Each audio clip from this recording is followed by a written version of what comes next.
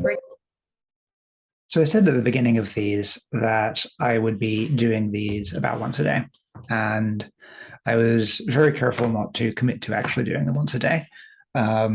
Because partly because I've recently had an annoying experience where I signed up for a service and the next day after I sort of used it once, they were just like, "You broke your streak." And I was like, "Okay, nope, bye," and unsubscribed immediately. And I think that thinking of habits as something that you either are keeping to some pre-committed schedule or you've failed at the habit, you've broken the habit, has a really bad history for me. It is a tendency to what happens is the habit just acquires this UG field around it once you've broken it once, where you are no longer able to. Well, I say you, I mean me. Like there are a bunch of very good habits that I know help me, and that I find it very hard to um, reacquire once I've lost the habit. And thinking in terms of streaks, or like the goal is to write every day, or the goal is to make a video every day, um, is essentially just setting myself up to fail. Um, I mentioned this partly because I today would be a particularly good day for me to not do the do the video, just because my girlfriend is visiting this weekend, and so this required me to essentially take some time out from spending time with her, to sit down and record a video. And that's not actually a problem. It's 5 minutes. She's currently doing something else, so like whatever. But it's it's very easy to get to think in terms of I've got a good reason not to do the habit today, therefore I won't do the habit today. And this is almost as bad in the other direction as thinking of things in terms of streaks, because a lot of the advantage of this sort of habit of producing something every day is that you produce something every day, and you do it even on days where you're not currently feeling it, and you're not currently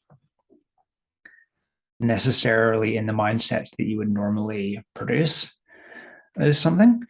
Um, and so as a result, you often produce more interesting things than you would otherwise have done. It's essentially by turning the habit into something approaching a hard constraint, you you produce like you make it your job to figure out um, how to fit it around other things. You make it your job to figure out what it is that you can do today.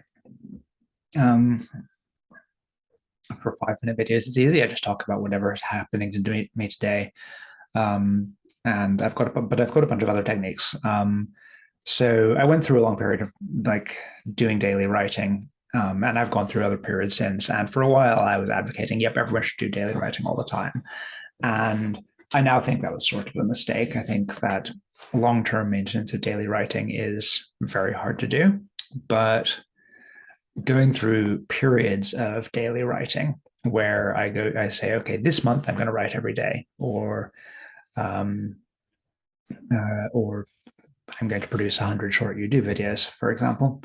Um, does it forces you to come up with ways of like new sources of creativity, basically. So, for example, with the daily writing, I say, and I'm going to call it invented, like it's reinvention, obviously. This approach of picking a book that seems sort of interesting and flicking to a random page, using that as the daily writing prompt. I also experimented with using tarot cards as prompts. That's worked variably well. I think it works better for a prompt for introspection than it does necessarily work as a prompt for producing something for public content. I think they were a little bit too random for daily writing, but it's okay. One of the reasons why I have a notebook blog, and one of the reasons why these videos are deliberately so low budget is that